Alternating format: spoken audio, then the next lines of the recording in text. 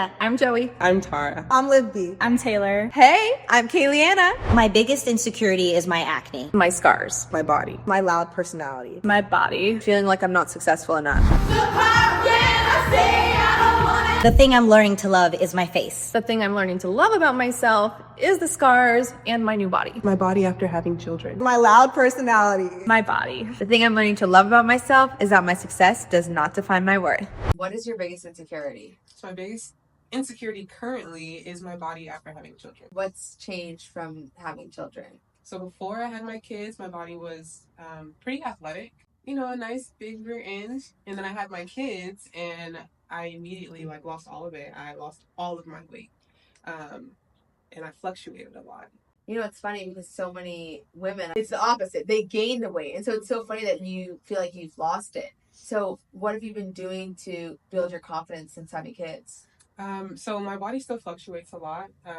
I gain weight easy and I lose weight easy. And that's a challenge in itself as well. I meet someone who's like, I would love to have that, which we always would love something else that someone else has, except for when you experience it, then you're like, you know what, wait a minute. Right. But now, I've been healing my relationship with food. And this goes before I even had children. I diagnosed myself with body dysmorphia because when I look in the mirror, I don't see what other people see. I could be 150 pounds and think I'm close to 200. I could be 130 pounds and feel like I look like a stick. And so I've been healing my relationship with food. I've also been healing, basically allowing myself to look in the mirror because I wasn't really allowed to do that as a young girl. And so being able to look in the mirror and love what I see, I've been working on that intentionally. So those two things. So I know you told us a little bit, but why were you allowed to look in the mirror growing up? So, I grew up in a very abusive household. My dad's a Vietnam veteran, and so he has his own traumas. And I'm his youngest child. I'm the youngest of 8. And, No way. yes. I'm 8 too. Oh, really? Yeah. What number are you? 2. Oh, man. You're 8? Yeah, I'm 8's number 8. hard. I'm number 8. No, 8's really hard. Because no one wants to listen to the baby. Yeah, and then on top of that, my parents are older. So my dad would be 76 this year. My mom would be 72. Wow. And so that has its challenges too. I'm raised by boomers. I am raised by boomers. Baby boomer generation is a whole different generation. That's very true. And so my dad raised my sister and my mom was the working parent, so she was out the house a lot. And so that also took a toll on, he's raising 2 little girls and the mother figure is not there. She's the breadwinner.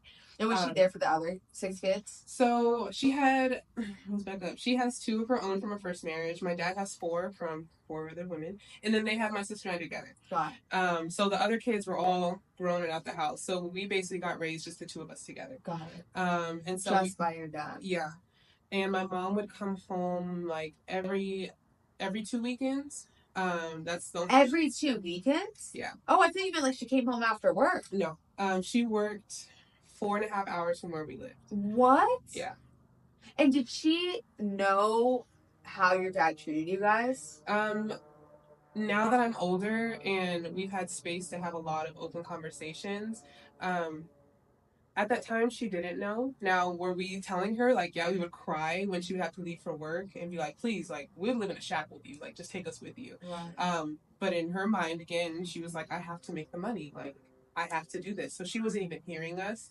The bruises and stuff, she didn't even see those. Again, there's a lot of things that she's finding out now because I'm really open about this on my social media. Uh-huh. I went to school with bruises and scars. I would live at a lot of teachers' homes. People call me a teacher's pet, but I would just gravitate where the love was. I was always going over to friends' houses to go to sleep and stuff like that. And your dad would let you sleep at other people's houses? I would lie. I would say lie. What? If you're watching this, I lied. I would tell him that I had to babysit. And my teachers there was one that really knew, and so she gave me the code to her home. Wow. Shout out to you, Mrs. Simmons. Wait, one of your teachers gave you the code to her home? Mm-hmm. How old were you then? Don't laugh. I was a senior then. Laugh? That's Yeah. She would actually give me her card. She would call me out of class because she knew I wasn't eating.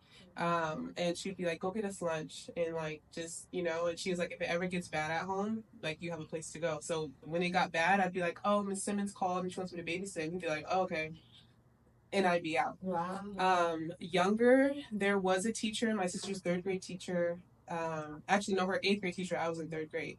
There was a time where it got really bad, and my dad had came in from whatever, I don't know, but there was a spatula in the sink, and for some reason it triggered him, and he got pissed off. He beat us so bad that night, and the next day, I mean, I was able to move through it. My sister was telling her friends, and her eighth grade teacher ended up overhearing, and she called CPS. And I remember coming home. My mom was home early, and I was like, like that's weird. Like, you're not supposed to be home yet. And she was like, I just want to let you know, like, the cops are, at the apartment. And I was like, oh no. Like, anyways, long story Wait, short. sorry. Was that oh no? Like, I'm scared of how he's gonna react, or like, Yes.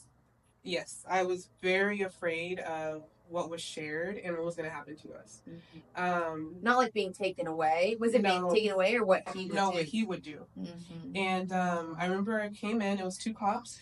Mind you, my dad, he is white and black, but he lives predominantly white. And that does play a factor into the story.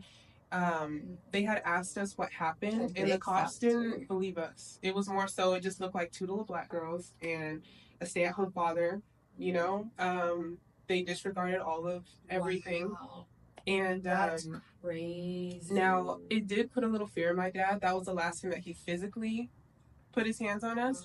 But then the abuse emotionally and verbally picked up. But that was the last time that he had. Wow, that's crazy that it changed him. Because you rarely, I feel like, hear that. Like, nothing makes people change. That's crazy that did make him change. It definitely put some fear in it. And did it change? Like, I know you said it. Like, how did it change the way he treated you? He got really mean. Oh, so he did. He got mean. He couldn't put his hands on us, but he was so mean. And it didn't, again, my dad's being a veteran, and so he has a lot of chemical imbalances.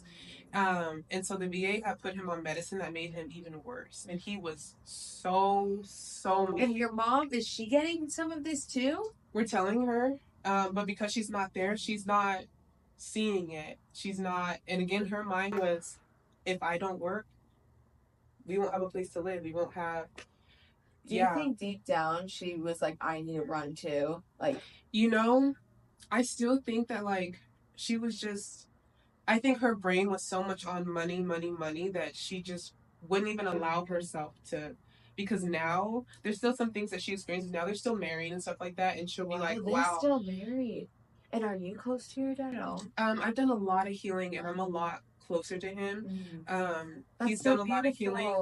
I've had to come to terms that there's a lot of things that I won't ever hear an apology for. But now I'm in a space where I don't need to hear an apology anymore.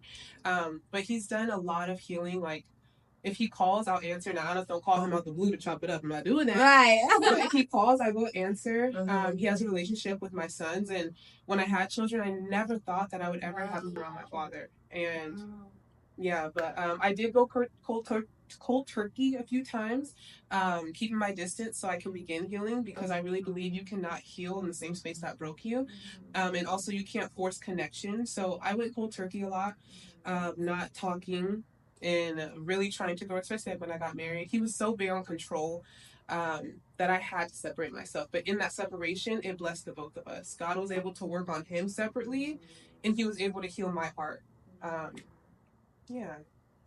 And how, well, first, I'm curious, why have you, like, what inside you has allowed you to forgive him? Like, what are the parts of you that have opened up, that have given you guys the healing? So, before I told my husband yes in marrying him, I released a lot of anger that I had to my father, because I didn't want to come into this marriage and take all of this anger towards a man and put it on a man who didn't do this to me. Right. And so literally I told my husband, I said, before I say I do to you, I need to, and so I ended up calling my father, and I just said, I forgive you. And he's like, what? He didn't really hear me. And I was like, I don't really say nothing, but that was it. I just had to get it out. And after that... Wait, so was that the whole call? You were just like... That was it. If you knew he didn't hear you, but you needed to say it for yourself.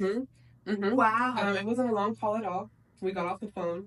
My husband and I ended up eloping privately. No one really knew what was going on. And so I was able to work on the foundation of my marriage without all of this weight on my shoulders. Now, that wasn't the beginning of my healing, though. I thought it was, and it wasn't. It wasn't until I had already had my first child, and I'll never forget. We were visiting one of my husband's aunt's house, and it was like I heard, I'm gonna sound crazy.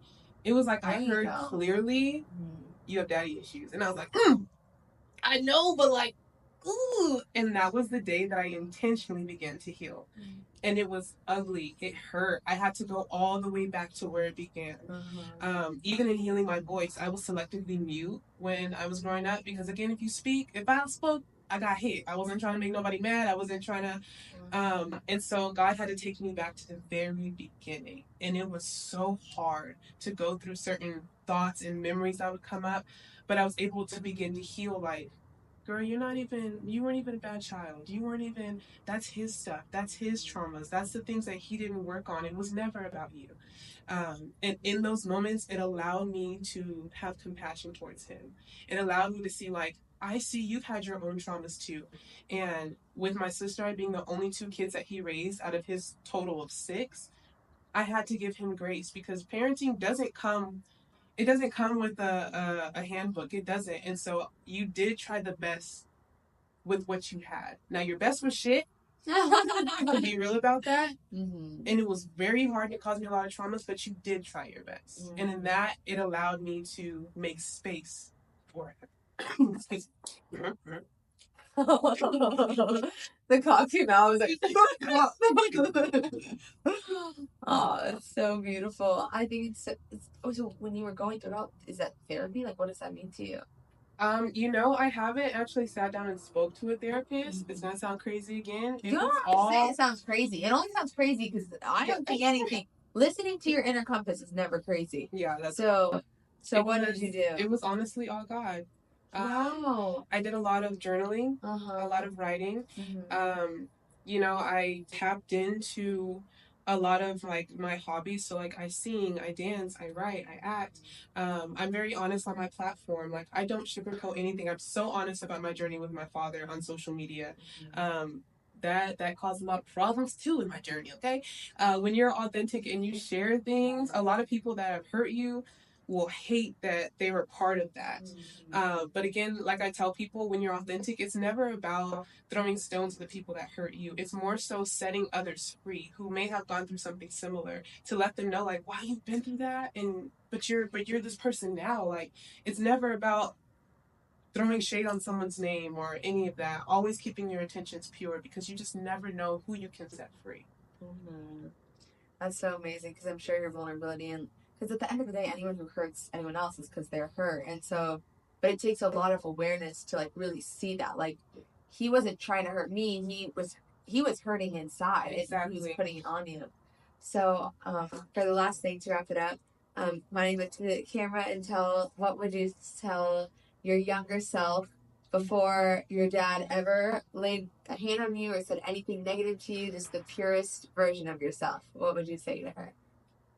You've always been amazing, and you've always known who you are, and I pray that you never forget it, no matter how far you go, no matter how high God takes you. I pray that you stay humble, and I pray that you always keep your heart pure.